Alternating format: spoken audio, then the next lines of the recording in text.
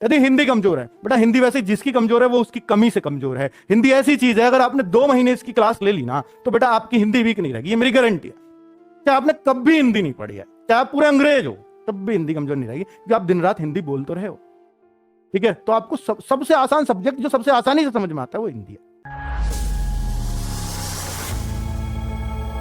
सटीक रणनीति की अगर मैं बात करूं तो यदि मैथ्स आपका वीक है, बेटा सटीक रणनीति, और सुन लीजिए, अब ये मेरे विचार हैं आप लोगों के लिए। बहुत सारे बच्चे कहते हैं सर मेरा मैथ्स वीक है। पहली बात तो हम इतना मन से पढ़ा रहे हैं, आपका मैथ्स अब तक वीक क्यों रहा? इतने अच्छे अच्छे, आपको हम पसंद नहीं, हमारी शकल पसंद नहीं है, तो यूट्यूब पर और बहुत अच्छे अच्छे मलूक शहजादे टीचर हैं, आप उनसे क्लास ले लो, है ना बच्चों। तो कुल मिलाकर के बच्चों, आपसे बस मैं ये कहना चाहता हूं, अगर आपको मैथ्स सीखना है ना, तो बहुत सारा बच्चा ऐसे कह देगा, पता है बच्चा क्यों कंफ्यूज होता है? वो होता है कि यार मैं तो आर.एस. अग्रवाल से पढ़ रहा हूं, दूसरा आके अरे आजकल आर.एस. अग्रवाल से थोड़ी ना कोई एक भी सवाल आता है, वो तो बहुत पुरानी बात होगी, आजकल तो अपडेटेड क्वेश्चन आते हैं। उसका दिमाग खराब, यार मैं तो बेकार मेहनत कर रहा हूं। बेटा मैं आपसे कहता हूं, आज याद रखना, अगर आपका मैथ्स वीक है ना, मैथ्स की क्लास लो जिस भी टीचर की आपको पसंद आ रही है, जिसका आपको समझ में आ रहा है। ये मत सोचो कि ये टीचर बेसिक पढ़ा रहा है, ये हाई पढ़ा रहा है, ये मीडियम पढ़ा रहा है, उससे कभी कुछ नहीं होता।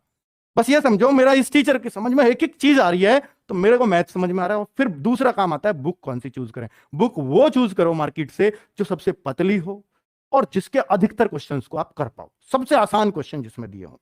अगर आपका मैथ्स वीक है, याद रखना मेरी बात, आप मैथ सीख जाओगे, लेकिन अगर आप पहली बार में ऐसी मोटी किताब ढूंढ लाऊं, इससे तो क्वेश्चन ही बाहर नहीं जाते बेटा। आप 2-4 चैप्टर, एक आध पेज करते ही थक के बंद करके रह जाओ, मेरा तो वीक है। फिर जो कहो मेरा तो वीक है, दूसरी जगह और चिल्लाओगे मेरा मैथ्स वीक है, मैं क्या करूं जी? अरे करने का तरीका बताया था, आप बच्चों के चक्कर में आ गए। बच्चों को पता होता तो वो लग नहीं गए होते, वो यहां कमेंट थोड़ी कर रहे होते, खुद बताओ। ये सोचे करें बच्चों। ठीक है, यदि हिंदी का बेटा बता दिया मैथ्स का, टीचर सेलेक्ट करो, बुक आसान वाली सेलेक्ट करो, आप मैथ सीख जाओगे। ठीक है, आगे बात, यदि हिंदी कमजोर है, बेटा हिंदी वैसे जिसकी कमजोर है वो उसकी कमी से कमजोर है। हिंदी ऐसी चीज है, अगर आपने 2 महीने इसकी क्लास ले ली ना तो बेटा आपकी हिंदी वीक नहीं रहेगी, ये मेरी गारंटी है। चाहे आपने कभी हिंदी नहीं पढ़ी है, चाहे आप पूरे अंग्रेज हो, तब भी हिंदी कमजोर नहीं रहेगी, क्योंकि आप दिन रात हिंदी बोल तो रहे हो। ठीक है, तो आपको सबसे आसान सब्जेक्ट जो सबसे आसानी से समझ में आता है वो हिंदी है, क्योंकि इसकी वोकेबलरी हमें बिल्कुल नहीं रटनी पड़ती, बस पर्यायवाची पढ़ने पड़ते, बाकी सब तो लग जाते हैं। ठीक है, तो ग्रामर बड़ी सटीक है इसकी, हर चीज में तर्क है, वो एकदम से लग जाती है बच्चों, वो एकदम से क्लिक कर जाती है। मैं कहता हूं सुबह 9 बजे की अगर नवीन सर की क्लास भी आप लेते रहे ना, यूट्यूब पे फ्री ऑफ कॉस्ट क्लास है, वो है तो प्रैक्टिस सेट, लेकिन उसमें जो साइड बाय साइड की चीजें बताते जाते हैं ना, तो बेटा उसी से बहुत कुछ कवर हो जाता है। ठीक है, और साथ में अगर आपको बिल्कुल बेसिक से चैप्टर वाइज पढ़नी है और सिर्फ यूपी पुलिस के लिए, तो हमारी एक आजकल बुक भी आती है, तो उसमें सिर्फ यूपी पुलिस का मटेरियल रखा गया है।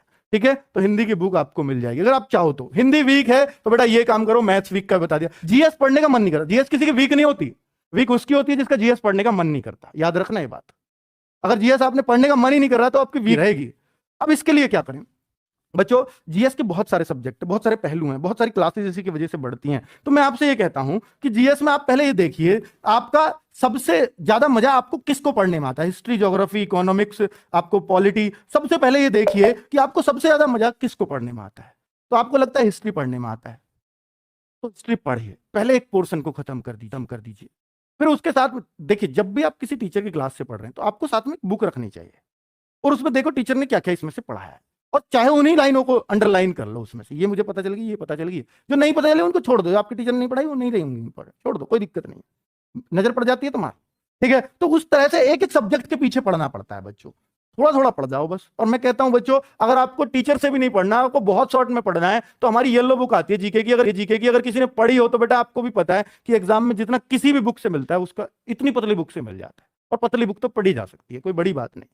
ठीक है, तो बेटा हिस्ट्री, ज्योग्राफी, इकोनॉमिक्स, पॉलिटी, सबको एक एक करके कवर करो, एक साथ कवर नहीं होती है ये। 1 से 1.5 घंटा, बहुत ज्यादा करो तो 1 से 2 घंटे आप जीएस के लिए दोगे ना दिन में निकाल के, लेकिन रेगुलर बेसिस पे एकांत में सेल्फ स्टडी में, तो आपका जीएस मजबूत हो जाएगा 2 घंटे पढ़ने से भी। ठीक है, चलिए, लेकिन वो रेगुलर बेसिस पे, ऐसा नहीं आज पढ़ लिया यार कल मन नहीं कर रहा जीएस पढ़ने, तो नहीं होगा। ठीक है, बिल्कुल नहीं होगा। और कभी भी किसी चीज को नहीं पढ़ो तो पिछली का 6 बार रिवीजन हो जाए, ये याद रखना। 6 बार कैसे करना है, ऐसे नहीं आज भी 6 बार कर लो। देखिए हमने कोई चीज पढ़ी, आज पढ़ी, 2 तारीख को पढ़ी, 3 को, 4 को, 5 को, 6 को, हम इसको पढ़ रहे हैं, आज इसको पढ़ रहा हूं। कल जब मैं दूसरी चीज को पढ़ूंगा तो पहली चीज का रिवीजन करूंगा, जब मैं तीसरी को पढ़ूंगा तो इन दोनों को रिवीजन करूंगा, जब मैं ये करूंगा तो इन तीनों को रिवीजन करूंगा जो 3 दिन में पढ़ा था। तो इस पर क्या हो गया, इस पर 3-4 बार रिवीजन हो गया। तो यानी जब 6 को पढ़ोगे तो इसको एक बार और रिवीजन, 6 बार पढ़ने के बाद जब 7वें पे आओगे तो इसको छोड़ दो।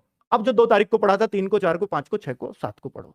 अब जब 8 पे आओगे इस 2 वाली को छोड़ दो, फिर अगली पढ़ो। तो चूंकि ये अब आपके परमानेंट हो चुके हैं, 6 बार ये माना जाता है कि अगर कोई चीज 6 बार पढ़ ली जाए तो वो बेटा हमेशा के लिए परमानेंट हो जाती है। जो उन बच्चों के लिए है नसीहत जो किताब से जीएस पढ़ते हैं और वो कहते हैं कि मैं अगला पढ़ता हूं पिछला भूल जाता हूं, उनके लिए ये ठीक है। अब आप देख लेना, अगर आपको ये अप्लाई कर लिया तो आपकी जीएस वीक नहीं रहेगी, बाकी आपकी मर्जी है। रीजनिंग को हथियार बनाओ बच्चों। रीजनिंग अगर किसी की वीक है तो ये सिर्फ और सिर्फ आपकी कमजोरी है। रीजनिंग हर उस बच्चे का जो यूपी पुलिस का एग्जाम देगा उसका हथियार होना ही चाहिए। अगर वो नहीं है ना बच्चों तो वो सिर्फ आपके सिलेक्शन में बाधा पैदा करेगा, कभी सहायक नहीं हो सकता। इसको तो कभी वीक छोड़ना ही मत। अगर छूट रही है तो वो सिर्फ आपकी गलती से। अगर आपको लगता है कि मुझे रीजनिंग मुश्किल लग रही है तो उन चैप्टर को आइडेंटिफाई कर लो। मान लो आपको सीटिंग अरेंजमेंट लग रहा है मुश्किल तो लिख लो सीटिंग अरेंजमेंट मुश्किल है। अगर आपको लगता है सिलोग्स मुश्किल लग रहा है, सिलोगिज्म, कथन, निष्कर्ष वगैरह जो हैं वो मुश्किल लगते हैं तो उन चैप्टर को नोट कर लो, उनको मत पढ़ो अभी, बाद में देख लेंगे।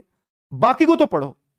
जो आपको वीक लग रहा है उसको छोड़ दो, उसको तसल्ली से पढ़ूंगा किसी टीचर से। बाकी का अच्छे से पढ़ो और मॉक टेस्ट में अपनी गलतियों से सीखो कि जब मुझ पे ये अच्छे से आता था रीजनिंग का ये क्वेश्चन तो मेरा गलत क्यों हुआ, आगे कभी गलत नहीं करूंगा, ये प्रण लो तो बेटा आपका सिलेक्शन होगा। आज मैंने इतनी लंबी बातें की, मैं कभी नहीं करता कि आपके सिलेक्शन रूपी बातें थी, तो बच्चों मुझे करनी पड़ी और मुझे उम्मीद है कि इस वीडियो से आपको बहुत मोटिवेशन अंदर से आएगा और आप बहुत सटीक अपना एनालिसिस कर पाओगे और बहुत कुछ आप अपनी पढ़ाई में सुधार कर पाओगे। और बच्चों निश्चित रूप से मेरा अंतिम उद्देश्य यही है कि आपका सिलेक्शन हो इस 26,382 की पोस्ट में, एक पोस्ट आपकी हो, वो नहीं चूकनी चाहिए आपसे। चाहे कुछ भी, हमसे कितनी जान लगवा लो, खुद कितनी जान लगा लो, पर बेटा ये मौका हाथ से मत जाने देना। क्योंकि बच्चों सबसे ज्यादा प्राउड फील आपके माँ बाप को आपकी सफलता पर होता है। क्योंकि मेरे लिए तो तुम नहीं लगे, दूसरा बच्चा लग जाएगा, दूसरा नहीं तीसरा लग जाएगा, क्योंकि गवर्नमेंट तो खाली तो लेके नहीं जाएगी पद, और सब पढ़े हुए तो लगेंगे हमारे, है ना बच्चों। तुम नहीं लगे, ये लग गया, मुझ पर क्या फर्क पड़ता है, मुझे तो दिख रहा है, मेरे तो सारे बच्चे लगे भैया, इतने सारे मैंने तो भर दिए। मैं कहूंगा मैंने 10,000 लगाने, मेरे 10,000 लग गया, आप नहीं लगे तो मुझे पे क्या फर्क पड़ा, लेकिन आपके माँ बाप पे फर्क पड़ा। तो रियल मोटिवेशन आपके गुरुजी नहीं है, आपके माँ बाप है बच्चों। क्योंकि आपकी सफलता का डायरेक्ट असर आपके माँ बाप पे पड़ता है, मुझ पे नहीं पड़ता, ना किसी और टीचर पे पड़ता है। ठीक है बच्चों, तो ये याद रखना। ये मैं ये नहीं कह रहा कि मेरे से आपका लगाव नहीं है, मेरा आपसे लगाव नहीं है, लेकिन मैं सच्चाई बता रहा हूं आपको।